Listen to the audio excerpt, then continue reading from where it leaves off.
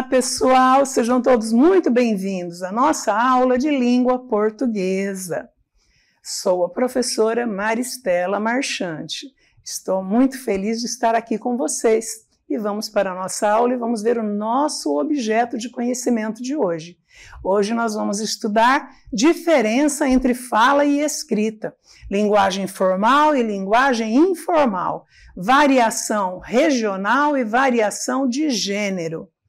Então, detalhamento, apresentação dos aspectos linguísticos envolvendo diferença entre a fala e a escrita, linguagem formal e linguagem informal, e variação regional e variação de gênero.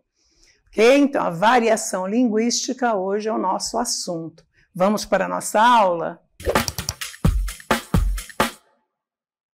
Muito bem. Nós sabemos que o nosso país tem as regiões e cada região tem um jeito especial, né? De falar, de se vestir, a alimentação, a cultura é diferente de um lugar para o outro.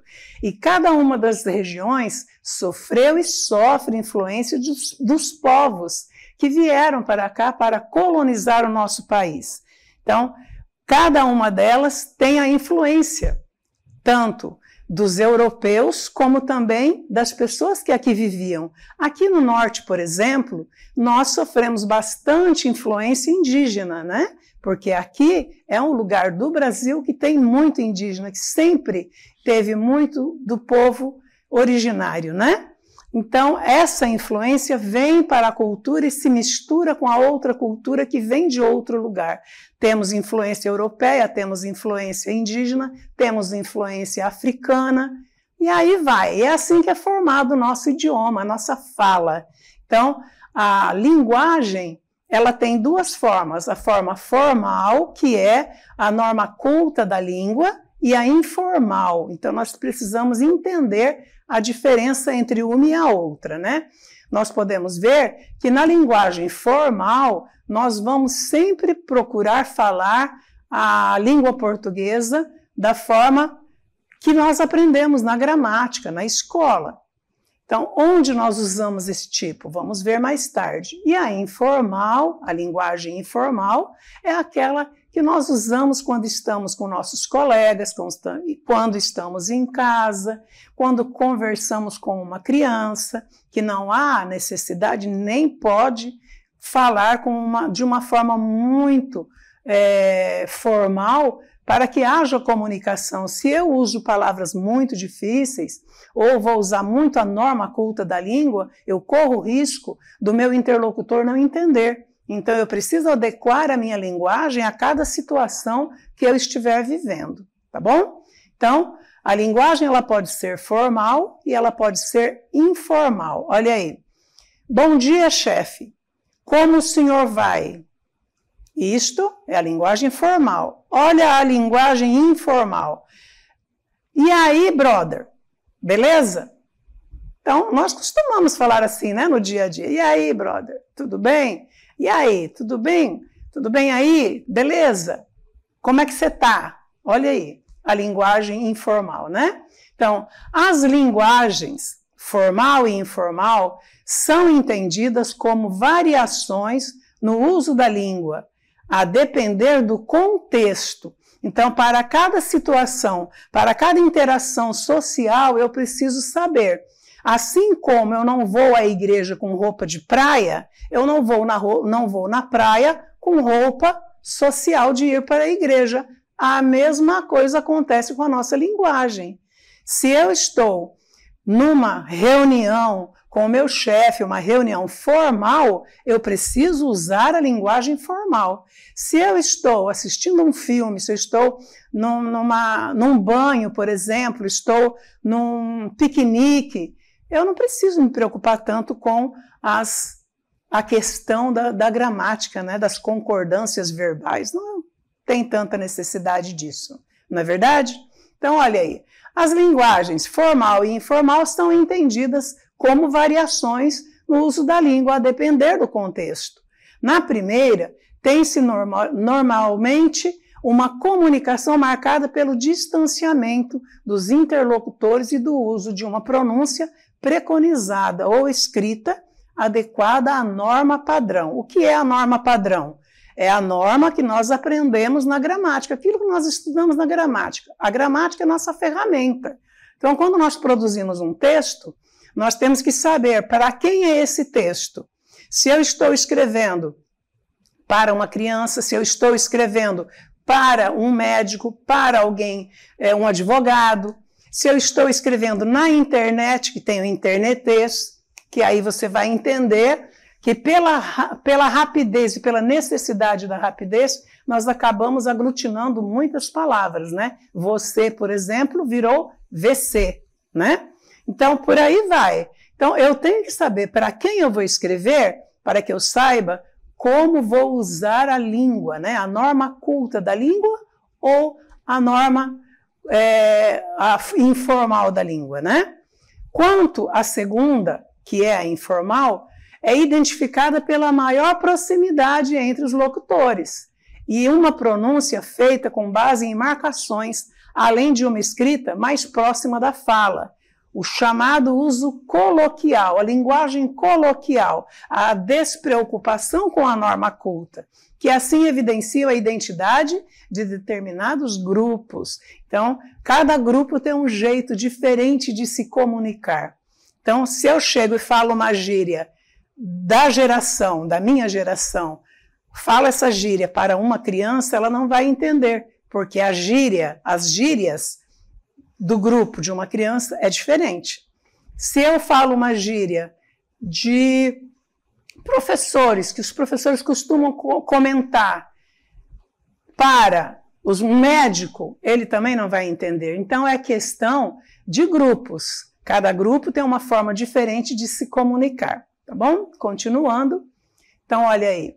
Linguagem formal. Então, nessa linguagem formal, é também conhecida por representação padrão da língua e ser dotada de prestígio social por alguns grupos. Ela segue estritamente as regras gramaticais e preza por uma comunicação marcada pela impessoalidade. É a linguagem usada em documentos oficiais de instituições, provas, conversas profissionais, redações. Então, a gente sabe, depende da interação social. Se eu estou fazendo uma avaliação para concorrer a uma vaga da faculdade, da universidade, ou se eu estou fazendo uma avaliação, uma prova para concorrer a um emprego, a um cargo de emprego, de trabalho, eu tenho que lembrar que eu vou usar o quê? A norma culta. Preciso lembrar disso. Então, eu preciso estudar, preciso entender a norma culta da língua. Então, a linguagem formal é aquela que nós usamos onde? Vamos ver. O exemplo da linguagem formal, nós vamos usar, olha o exemplo. Vossa Excelência, solicito a palavra. Peço, por gentileza, a inclusão nas notas taquigráficas sobre o assunto que abordei anteriormente. Isso é uma fala de um advogado, né? Vocês percebem aí? Que aí há uma preocupação em escolher as palavras com uma organização muito esmerada, né? Porque é a língua formal, é a norma culta da língua. Continuando, ressalto-o como sendo de suma importância para a nação e por isso considero extremamente importante o seu registro. Então, continuando, as teses apresentadas por Michel Foucault em conferência proferida na École Normale Supérieure envolve uma série de conceitos acerca do poder, a saber, a ideia de que o poder é ascendente. A visão é mais ampla, a visão mais ampla das relações de poder, não mais como mecanismo de repressão, mas de controle. Então você percebe a escolha das palavras, a organização do texto, a preocupação em não haver uma linguagem coloquial, não posso misturar a linguagem. Se eu estou fazendo um texto com a linguagem formal, a norma culta da língua, eu não posso colocar gíria, eu não posso suprimir palavras, não posso pôr VC para dizer você, um T e um B para dizer também. Não posso, porque eu estou trabalhando, estou fazendo um texto que ele tem um valor e a língua culta é imprescindível nesses casos. Já a linguagem informal, vamos ver, ela é usada no cotidiano, né? A linguagem informal pode ser também chamada de coloquial. Quando eu falo linguagem coloquial, é a linguagem do dia a dia, é a linguagem descontraída, sem grandes preocupações, né? Com formalidades. Ela corresponde aos usos da língua no cotidiano, isto é, em conversas informais com amigos ou familiares. Então, quando nós estamos lá descontraídos, assistindo TV, assistindo um filme, comendo pipoca, não vamos nos preocupar em fazer concordância verbal e nem concordância nominal. Não é verdade? Então, vamos ver um exemplo. Mãe, o que você tem para comer? Olha aí, isso é uma linguagem lá do internetês. Dentro do internetês, dentro da internet, na linguagem virtual, nós temos pressa.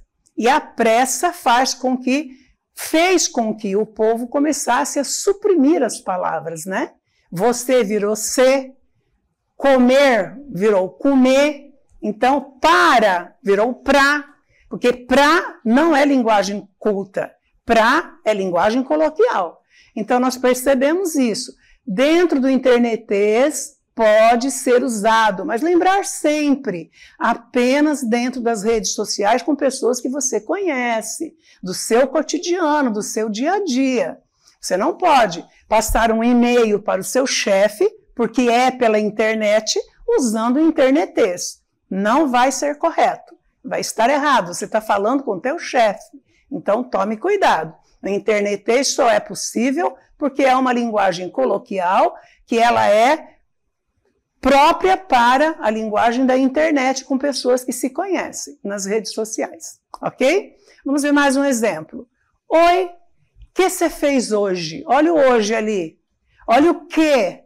Como suprime, né? As letras. Há comunicação? Claro que há comunicação, porque o locutor e o interlocutor conhecem o canal, conhece o idioma, conhece a linguagem. Se eu falar dessa forma, desse jeito aí, com alguém que não conhece a língua portuguesa, ela não vai saber do que se trata. E ela não vai saber mesmo que ela estude a língua portuguesa. Por quê? Porque foge da língua padrão. Quando nós estudamos um idioma, geralmente nós estudamos a língua padrão daquele idioma. Quando vamos estudar inglês, nós não vamos estudar as gírias de inglês, vamos estudar a norma padrão da língua inglesa. Então, quando falar alguma gíria e eu estiver lá nos Estados Unidos, eu vou ficar boiando, né? Não vou saber do que se trata, porque não há comunicação aí. Então, estão entendendo em que situações?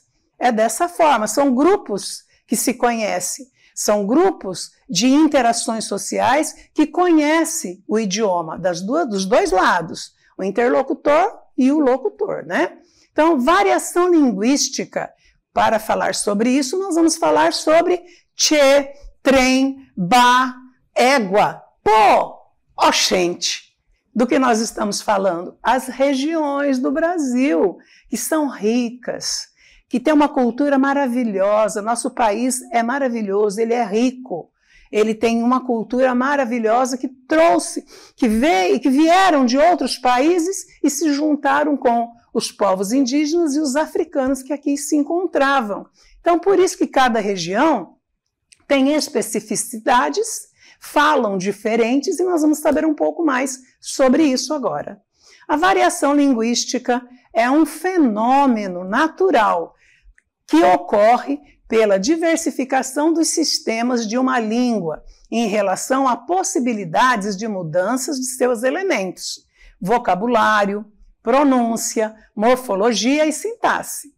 Ela existe porque as línguas possuem a característica de serem dinâmicas e sensíveis a fatores como a região geográfica, o sexo, a idade, a classe social do falante e o grau de formalidade do contexto da comunicação. Percebem quanta coisa influencia para a pessoa falar dessa forma ou de outra? E aí, o pessoal do Sul fala certo e nós falamos errado? Ou nós falamos certo e o pessoal do Sul fala errado? Vamos ver mais adiante, então. É importante observar que toda a variação linguística é adequada para atender as necessidades comunicativas e cognitivas do falante. Assim, quando julgamos errada determinada variedade, estamos emitindo um juízo de valor sobre os seus falantes e, portanto, agindo com preconceito linguístico. Então, não existe essa de povo do norte fala certo, o povo do sul fala errado. O povo do norte fala errado, o povo do sul fala certo. Tem-se a mania de dizer que o povo do sul é que fala a língua portuguesa correta. Não existe. Isso é falso, isso é fake. Sabe por quê? Porque o sul, eles receberam influência de alguns povos. O norte recebeu influência de outros povos. O Sudeste recebeu influência de outros povos. Nós temos aqui portugueses, japoneses, franceses, italianos, africanos e vários outros povos de línguas diferentes, culturas diferentes, que vieram cultivar, que vieram trabalhar e fazer a vida aqui no nosso país. Então, tudo isso, toda essa cultura, essa bagagem maravilhosa veio para enriquecer a nossa terra, enriquecer a nossa cultura. Então, cada lugar vai falar diferente uma da outra. Vamos ver, então, os tipos de variação. Temos aí, então, os tipos de variação. Variação de região. Então, nós sabemos que a variação regional ou geográfica chama-se diatópica. Ocorre entre diferentes locais e regiões, como os diferentes sotaques, dialetos e falares. Temos também a variação social, a diastrática, ocorre entre diferentes grupos sociais, como os termos usados entre os advogados. Então, cada classe social tem seu jeito diferente de se comunicar, fora a questão da língua culta, norma culta da língua, tá? A norma culta da língua é igual para todos, para todas as regiões, independente da influência que sofreu. A norma culta da língua é uma só. Independente do documento que eu for fazer, dependente da interação social que eu tiver, eu vou ter que usá-la. Mas cada região tem a sua especificidade, como eu disse anteriormente. Continuando, variação situacional, diafásica. A variação situacional ou diafásica ocorre segundo o contexto. Por exemplo, situações formais e informais. Depende da situação, depende da interação social. É que eu vou usar a norma culta ou a coloquial, certo? Então, variações linguística, regional ou geográfica. Vamos ver? As variações diatópicas, também chamadas de variações regionais ou geográficas, são variações que ocorrem de acordo com o local onde vivem os falantes, sofrendo sua influência. Aquilo que eu falei. Cada região sofreu influência de determinados povos da Europa, de outros continentes que vieram para cá. Então, sofre e vai entrando para o nosso idioma, né? Nós temos muito estrangeirismo na nossa língua, né? Especialmente do inglês, muito estrangeirismo, né?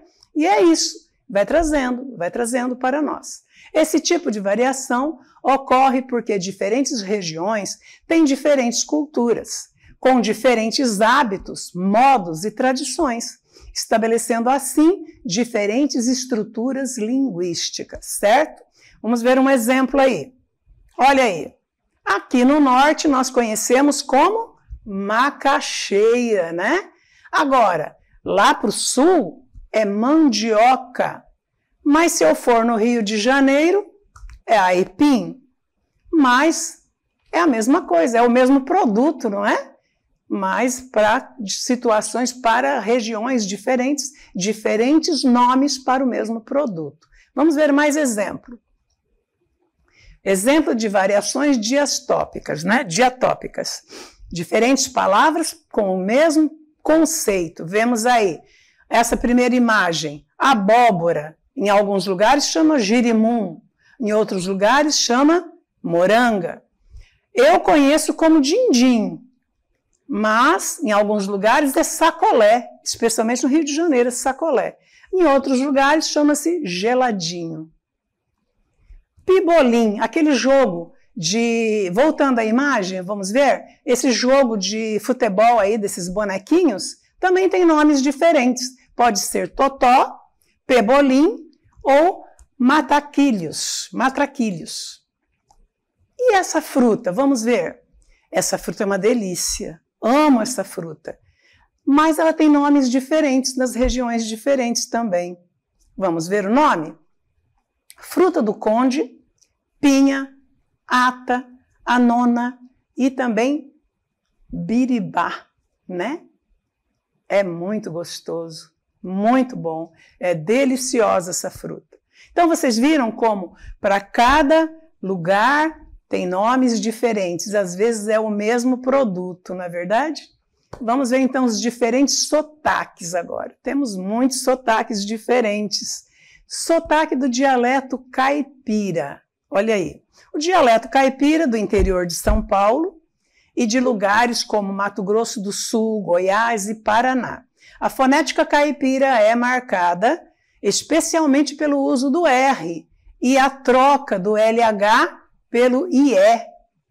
Alguns exemplos. Lá no Paraná, por exemplo, eles não falam enxoval, falam enxovar.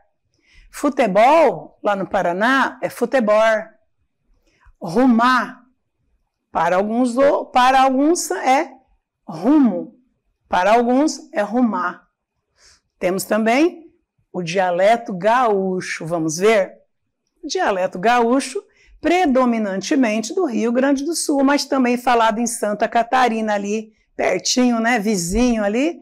O dialeto gaúcho é fortemente influenciado pelo espanhol e línguas indígenas. Olha aí a influência, espanhol e línguas indígenas. Vamos ver então.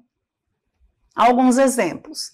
Capaz. O gaúcho não diz capaz, ele diz de jeito nenhum. Para o gaúcho, menino é guri e menina é guria. Para nós aqui é diferente, né? Menino é curumim, menina é cunhã, né? Cunhantã, cunhantã. Viram que diferença? Nós aqui é a influência indígena, deles lá é do espanhol. Viu que interessante? Vamos ver outro dialeto de outra região, dos baianos. O dialeto baiano foi um dos primeiros dialetos do Brasil, mesmo porque Pedro Álvares Cabral desembarcou lá na Bahia, né? Foi o primeiro lugar que teve influência europeia.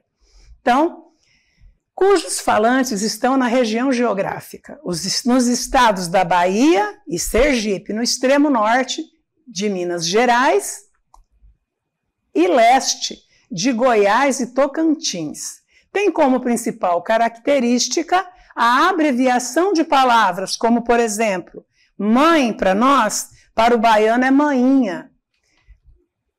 Pai para nós, para o baiano é painho. Bravo ou muito bom, dependendo do contexto, para o baiano é retado. É arretado. Vamos ver então o carioca. Como o carioca fala? No Rio de Janeiro e com semelhanças do português de Portugal, olha a influência, o dialeto carioca utiliza vogais abertas. Vamos ver? Por exemplo, qual é? 0800. Tudo que é gratuito, o carioca já diz que é 0800. E quando ele está preocupado, ele não está preocupado, ele está bolado. Olha que diferença, para nós não tem sentido nenhum, né? Mas para eles tem todo sentido. Eu estou preocupado hoje, eu estou bolado, né? Estranho para nós, para eles não. Agora, se ele falar com outro carioca, eles vão entender. Se ele falar para nós aqui no norte que ele está bolado, nós vamos demorar um pouco para entender o que ele está querendo dizer. Não é verdade? E o dialeto nordestino? Falado no Ceará, Piauí e parte do Maranhão e Rio Grande do Norte. O dialeto cearense usa expressões como carinho, chamego, encher o saco, aperrear. Futebol é um racha. Racha para nós é outra coisa, é o carro correndo, né? Quando dois carros vão disputar uma corrida que é proibido e é crime, chama-se racha. Para eles é futebol, olha aí. E vamos ver então o mineirinho. Como que o mineiro fala? Olha aí, o dialeto mineiro é usado especialmente nas regiões central e leste de Minas Gerais. Vamos ver. Dentre as expressões mais comuns estão dar licença, arreda. Com licença, nós falamos, né? Eles dizem arreda. Um objeto é um trem, tudo para eles é trem. Um pão é trem, a cadeira é trem, a porta é trem, tudo é trem para eles. Qualquer objeto. E bobagem para eles é bobiça. Interessante, né? Vamos ver o paulista? Agora é da minha terra, hein? Olha aí. Dos paulistas. Muito utilizado na metrópole de São Paulo, com exceção dos municípios que usam o dialeto caipira. O interior de todas as regiões, de todas as capitais, os interiores falam realmente diferente daquilo que se fala na capital, tá, pessoal? Vocês vão perceber isso. E lá no interior de São Paulo tem o dialeto caipira, mas lá na Grande São Paulo tem um jeito diferente de falar. Vamos ver as expressões. Legal, da hora, ó, é da hora. Talvez, se pá. Meu amigo é meu truta. Legal, né? Muito bom. Variação linguística e preconceito. Falamos na aula já um pouquinho antes sobre o preconceito, né? Não tem essa de dizer que eu falo certo, você fala errado, você fala certo, eu falo errado. Nós apenas falamos diferente um do outro, porque eu sofri uma influência de um povo e você sofreu influência de outro povo na sua formação linguística e na minha formação linguística. Então, quando eu vou e fico caçoando de alguém que está falando diferente de mim, eu estou sendo preconceituosa e isso não é legal, porque quando eu falar diferente e alguém rir de mim, eu não vou gostar, eu vou achar um desrespeito. Então, o preconceito linguístico surge porque nem todas as variações linguísticas usufruem do mesmo prestígio. Algumas são consideradas superiores, é a mania das pessoas acharem que são superiores umas às outras. Isso não existe. Mais corretas e cultas, e outras são consideradas menos cultas ou mesmo incorretas. Isso não é verdade. Algumas. Então, nós vemos aí, preconceito linguístico ocorre sempre que uma determinada variedade é referida com um tom pejorativo. Então, quando eu começo a caçoar, zombar de alguém porque ela fala diferente, estou sendo preconceituosa, tá? E depreciativo, estando associado a situações de deboche ou até de violência, o que contribui para a exclusão social de diferentes indivíduos e grupos. Então, temos que evitar essa questão de... Precisamos entender que a nossa língua ela é rica. Nós podemos aprender com as outras regiões o jeito diferente das outras pessoas falarem, não é? Então, essa é um alerta, esse é um alerta para cada um de nós. Eu venho de São Paulo, vim para o norte, amo a cultura do norte. Amo a linguagem, o jeito, a culinária, o jeito de receber as pessoas, a hospitalidade, o jeito de falar mana, chamar as pessoas de amor, esse jeito carinhoso e caloroso do povo do norte. Então eu tenho que amar isso. E quando vocês forem para algum lugar diferente, procurem conhecer, procurem entender e procurem também ser solidários, né? Porque cada pessoa fala diferente porque sofreu influências diferentes. Então, muito cuidado com o preconceito linguístico. Ok? Espero que vocês tenham gostado da aula de hoje e até a próxima.